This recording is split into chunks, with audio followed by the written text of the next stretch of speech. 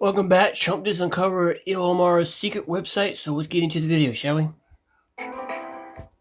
All right, y'all, we are back with another video. I definitely had to bring y'all this one. All I can say is that Ilhan Omar is done, especially after President Trump been talking about her net worth, like how she came into Congress only worth $65,000 and went over a few years. Now she's worth more than $30 million. And then her winery, website, now that she done deleted her whole website after we just found out that that was fraud, lying about that, and now she done wiped it clean, and now she's under investigation according to James Comer. We're going to get into all of this. And then, like I said, over the past few days, this woman been sending threats towards President Trump, sending threats towards anybody that's associated with President Trump. I just showed y'all a video yesterday of Hakeem Jeffries pretty much saying that we need to put Kristi Noem on ice. We need to get her out of here. It just, Democrats are starting to getting more and more and more out there with all these death threats, and then they'll turn around and say that Donald Trump them the one sending threats.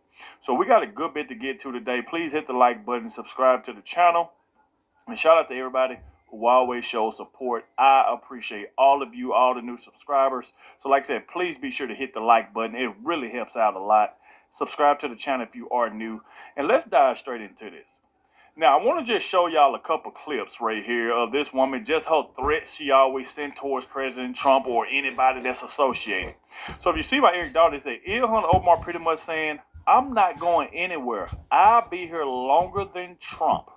He's an old man losing his mind. Hope he gets help.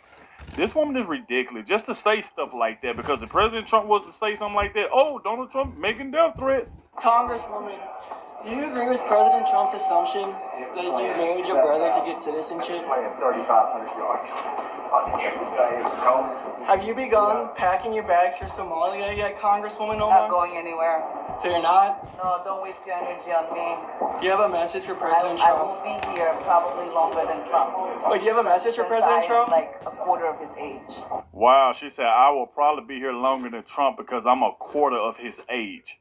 Pretty much saying, oh, just because he old, he'll die before me. Like, this is just the stuff that comes out of this woman's mouth. Look at the comments she made about after Charlie Kirk got assassinated. Look what she said. She was happy. Oh, he deserved it. This is what this woman do. This is ridiculous. Do you have anything else you'd like to say to Some old man losing his mind. I don't know why he's obsessed with me. Interesting. Well, thank you, Congresswoman. She always saying that Donald Trump is obsessed with her, but yet everywhere she go, whether she's on CNN, ABC, she be the one talking about Donald Trump. And then when he respond back, it's the same crowd with Jasmine Crockett. They'll talk about President Trump, and as soon as he responds to them, oh, he's obsessed with me. He can't stop talking about me. And then she faked her own attack the other day when she knew that guy, where he sprayed with apple cider vinegar on her. And she didn't even try to go get checked out to see was she all right, because she knew it was staged and she knew it was fake. This is just more right here. Even check this out. Shockingly dangerous. Ilhan Omar openly threatens anyone collaborating with the Trump administration during a recent organizing call for May Day Strong. She tells her radical base to make them pay a costly price at a time when their price is increasingly assassination. Check this out. Want, as much as Trump and his cronies want to act like we have no power to respond, the truth is we are more powerful than we think we are. And I want to underscore the importance of using every single leverage that we have at our arsenal, because we do have a lot of leverage. We need to make sure that those who are collaborating with the authoritarian regime pay a costly price. So, like I said, this is what they doing. This is what they doing. All of these threats and stuff like that is going on in the Democrat Party, but yet they always say that it's President Trump, the one with the threats and stuff like that. So when we get right here, this is why she panicking. Say Ilhan Omar's net worth in 2019, she was only worth $45,000. In 2025, she was now worth over $30 million. congressional salary, she's only making $174,000 a year. So how in the world is she making? Her net worth is more than $30 million. How? How is that possible? This is a 66,676% increase since 2019. Newsmax reports Ilhan Omar's net worth increased from $65,000 to $30 million over 3 years. That is insane. Now, salute to Benny, because he made a post about Ilhan Omar and how she's a fraud, and President Trump reposted Benny Johnson's post. That is good. He said, Benny said, President Trump just shared our reporting on how Ilhan Omar went from the poorest member of Congress to one of the richest. She entered Congress in 2018 with a massive $65,000 debt and is now worth $30 million in just a few years with a salary of $174,000. How is that possible? We think we cracked it. So let's check this out right here by Benny and where he posted, and then President Trump reposted it. How did the poorest member of Congress become one of the richest members of Congress in just a few short years when she wasn't even born here? Ilhan Omar is the key to unlocking everything with the Somali fraud. Ilhan Omar has said many times that she's here to represent the interests of Somalia, and that's exactly what she's done in Congress. But she's also represented her own interests. Ilhan Omar entered Congress in 2018 as the poorest members of Congress. She had a negative net worth, negative $65,000 due to student loan and credit card and card debt. You'll find that at $174,000 a year, if she saved every single penny, she'd be worth a couple $100,000 after she paid off her debt. But that's not the case. Ilhan Omar is insanely rich. She's worth $30 million. How did that happen? Two things: massive fraud and her shady-ass husband and his shady finances, inflating and ballooning exponentially Ilhan Omar's net worth. Ilhan Omar passed the Meals Act in 2022. This is an act that majorly deregulated the federal government's oversight of meals programs for children. And not only that, even President Trump said her husband is under investigation, and they going after her husband, and we'll get to that in just a minute. It's the same act that was used by her friends in Minneapolis in order to defraud the federal government of nearly $500 million. Ilhan Omar even worked at the kitchen that was committing the fraud, feeding the fake children. Fake children, a real problem in Minneapolis, the daycares and food centers. But then you get to Tim Mynett. This is Ilhan Omar's third husband. This is a shady Democrat operative that launched venture capital firms at the exact same time that Ilhan Omar and her friends were defrauding the American taxpayers with the Meals Act. Those venture capital firms were stacked with Obama and Democrat operatives, and guess what? Their valuation ballooned at the exact same time that the fraud was going on. Rose Lake Venture Capital is listed as a $30 million asset on Ilhan Omar's disclosures, yet they don't even have a physical office in Washington, D.C. For such a successful firm, you'd think there'd be something more than a WeWork address. Exactly. God. And they're also scrubbing the names of their board of directors, which used to be staffed with a bunch of Obama officials, former ambassadors, and DNC apparatchiks, now completely gone. What's going on here? Also, a fraud. bankrupt and fraudulent wine company is also listed on Ilhan Omar's financial disclosures as being something that is paying her something like $1 million to $5 million worth of net worth, even though this company is totally fraudulent. It's not real. You call it, it's not a real number. Let's go ahead and give him a call and find out. Oh no, user busy. Well, I've done this like Look at there. He keep calling and just say user busy. And now she done wiped out their whole winery website. Since Benny Johnson exposed it, she done wiped the whole website clean. You can't even search it no more. So that just goes to show you all the fraud that's been going on in Minnesota, and why this woman continue to say, I love Minnesota. I'm not going anywhere, because she's there. You got Tim Walz, who ain't going to do anything about it because he's in on the fraud. You got Jacob Friday, the mayor, because he's in on the fraud. You got the Attorney General, Keith Ellison. He ain't going to do nothing because he's in on the fraud. They're all in on the fraud, and they letting these Somalis do this, along with them getting money as well, because they want the Somalis' votes. They want to be able to stay in office, and they know if they let them get away with all this fraud, they'll vote for them every year and keep them in office. And this right here is what this is all about. 20 times today. Nobody ever answers because this wine company's fake. It was sued into bankruptcy because of, you guessed it, fraud. The name on one of their wines, The Devil's Lie.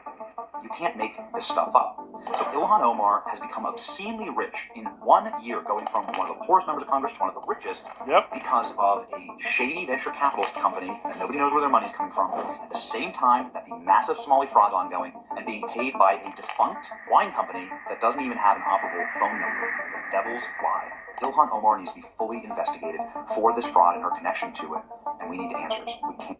Salute to Benny Johnson for that. And like I said, you can see right here, President Trump reposted it. So salute to Benny Johnson. So we get right here and salute to James Comer. He said there are growing questions surrounding how Minnesota Representative Ilhan Omar and her husband built millions in wealth in such a short span. And check out what he had to say. Republicans turning the heat up on Ilhan Omar. They want to know how she got all that money. What your response is to the Oversight Committee launching an investigation into your net worth, you and your husband's net worth. They're claiming that it's risen rapidly. What's your response to what they're saying? Look, she don't want to talk about it. Look, she didn't want to say anything about that. She just mute. But as soon as the reporter asked her about, oh, have you started packing your stuff there, your stuff yet to go back to Somalia? Oh, I'm not going anywhere. I'm not going anywhere. Then when you ask about her marrying her brother, she go mute. You ask about how, her net worth rose already to $30 million, she's on mute. She don't want to talk about that. House Oversight Committee Chairman James Comer. All right, Mr. Comer, you were in banking before politics, right? So she suddenly, in 1 year, after being worth a few $1,000s, is now worth $30 million. Have you ever seen anything like that? No, and the way the financial disclosure forms are, there's a big variation. But here's what we know: she went from zero to anywhere between $6 and $30 million in a year. Now, why is that relevant? First of all, $0 to $30 million in a year. My goodness. I don't know many people that go from 0 to 30 without having a legitimate business. Her husband is in some type of finance business, but we don't know what it is. It doesn't appear to be private equity. It doesn't appear to be venture capital. So we just have questions. What exactly is the business that you're involved in? It was kind of like the same questions we asked Hunter Biden that he never could answer. But then, she won't answer any questions. The ethics committee is supposed to investigate members. We're not supposed to investigate individual members, but this business is in her husband's name. So we can investigate her husband, and we are going to do that because So she's racking up the money, but she got the business in her husband's name. As you know, in the middle of this Minnesota welfare fraud. And there's been a lot of accusations about a circle of influential Somali Americans that are benefiting from these financial scams in Minnesota. Her name is on the list. Now, she's going to get due process. I don't know if she's guilty, but what I know is she went from 0 to anywhere between $6 and $30 million in a year, and she won't even answer a simple question like you saw there. What did you do? I mean, it looks very suspicious when you have millions of the Somali cash just flying all over Minneapolis with no scrutiny whatsoever. Wasn't there also a vineyard involved here? The husband's involved in the wine business. Yeah. There's a thing called money laundering where people have businesses and they deposit, lots of cash. Again, I'm not accusing them of any wrongdoing, but she should answer a simple question. If any member of Congress is asked what business their family's involved in, I've never seen one fail to answer it. That's not a hard question. My husband has a private equity firm and he's done exceptionally well in the last 12 months. She won't answer that question. And everybody in America suspects foul play here. Right. And again, we're going to find out. It's not going to be hard to figure out what business he's in and where the money came from. So that's going to be a central part of our entire Minnesota fraud investigation, because she is the leader in Congress, in the district, in the congressional district where the overwhelming majority of the welfare fraud is taking place. Her name, as well as the Attorney General Keith Ellison's name, have been mentioned as people of interest. I'll put it like that, Jesse. Yep. So we're gonna follow through on this, and I think she's gonna have some difficult questions to answer. All right, well, if Omar starts painting and selling those pieces of art, then I think we're on to something. Congressman, good to see you. They definitely need to call her in for questioning, and I can't wait for that right there to happen. I can't wait. So here we go again. So now everybody's talking about it, and like I said, now she's panicking, and y'all see all the threats she's been sending towards President Trump. She's mad because Trump DOJ is going after her, trying to find out, how did your net worth skyrocket to $30 million? Yeah, that is insane, especially like within a year. He said, holy crap, it's been exposed that Ilhan Omar's husband investment firm, which skyrocketed their net worth to $30 million, has no clients and zero records of them managing money. It's fraud. Okay, that was far-left Congresswoman Ilhan Omar claiming the Justice Department and Congress probing her sudden skyrocketing wealth to $30 million in just 1 year, that they have a problem with her living the American dream. You heard say the goddamn Living the United States of American America. dream. We've got new questions on where she and her husband got all that money. Joining us now, Forbes Media Chair, Editor-in-Chief Steve Forbes. Steve, new information coming in, and Forbes magazine, your magazine has reported this too, that the state of Delaware and Washington, D.C. canceled the registrations for Omar's husband's investment firm, Rose Lake, for not paying its back taxes. We saw it owed more than $400,000 to Delaware and nearly $1,800 to D.C. She's claiming it's worth $25 million from less than $1,000 a year before. How can this investment firm not afford to pay taxes? It's supposedly worth an estimated $75 million to $150 million. This is really weird stuff. Well, weird is not the word for it. There's another word for it called crooked. And that's why we have to have an investigation into this. As you know, the Biden administration started examining her finances and then that of her husband. And so surprise, surprise, that investigation went nowhere. Exactly. It's amazing how people can go into Congress and then become... We know for a fact Joe Biden wasn't going to investigate Ilhan Omar. We know he wasn't going to do that. Entrepreneurial investing geniuses, where they come in, she had under $1,000 of net worth, and her husband didn't have much, and suddenly now they're multimillionaires. Is there a money laundering operation here? And in terms of the firms themselves, they have a sketchy background. That winery in California that she and her husband own, where did that come from? Where's the wine there? And nobody can seem to find it. So there's a lot of smelly stuff here, and that's why in the American Dream, her version of the American Dream is the Al Capone version of the American Dream, Tony Soprano version of the American Dream, and that is steal it from the taxpayers. And so there's a lot of stuff here. And so when somebody cloaks themselves in the American Dream, and so you have numbers like this from minus 1,000 to 30, 40 million, you know something is not right. Yeah, and she's also like, blaming people, bullying, doing race baiting, race bullying. There's no evidence, public evidence, there's even a winery. She valued it at $5 million. Exactly. When we were talking about that winery, like I told y'all, Benny Johnson pretty much exposed it, which I'll show y'all in just a minute. I'll show y'all how Benny Johnson exposed it, and now she done wiped the whole website clean because it was fraud. And she made, I think, more than $5 million just off wine that she wouldn't even sell it. Investment firm is real. It's supposedly real. Its D.C. headquarters appear to share office space at a WeWork, Steve. There's no track record of his firm managing money, doing M&A deals. No clients we see, investment deals, or any work it's done. They say they do work in 80 nations operating in. There's no SEC registrations for them as investment advisors. What is going on here? This increasingly looks sketchy, both the winery and his investment firm. Yeah, the winery may not exist, and the firm may be just really a name only, as you say, a WeWork office. Big deal. So that's why the investigation needs to be done. And suddenly all that $30 million, I think you're going to find, I'll make a speculation and prediction, that $30 million came from sources that are illegal, period. Exactly. That's what I believe as well. I believe that as well. Now, let's check out this clip right here. And you'll see, say, Ilhan Omar's so-called $5 million winery vanishes without a trace.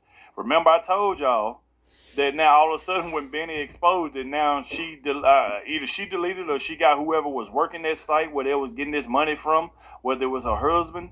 We found out that it had just vanished. Let's check this out. Another major asset she listed in her financial disclosure is this winery. What does a Somali know about wineryism? Okay, that was in 2023. That was worth, according to Ilhan Omar's own financial disclosure form, between $15,000 and $50,000. But on her financial affidavit from a year later, that same winery was listed at a value of between $1 and $5 million. Just real quick. Why does a Muslim own an alcohol company? I thought that wasn't a thing in Islam. Anyway, it gets weirder. Up until yesterday, Benny Johnson was able to find their supposed inventory bottles and all the things they had, their office location, and a bunch of other information on the business. But as of today, those sites are totally shut down. And any mention of their website has been wiped off the internet. I'm talking gone. The Wayback Machine, all these other crafty little archive sites, everything is gone. Like, deleted the root service. I called my computer buddy Jim. He couldn't even find it with some fancy AR jargon bot machine for recovery. They didn't deleted it. Explaining it to me. He couldn't even find it. Which is weird that a company that boasted an award-winning wine, the, quote, double gold winner in 2022 San Fran Chronicle competition, with a corporate value of up to $5 million, would just vanished. in thin air. Gone. They didn't sell it.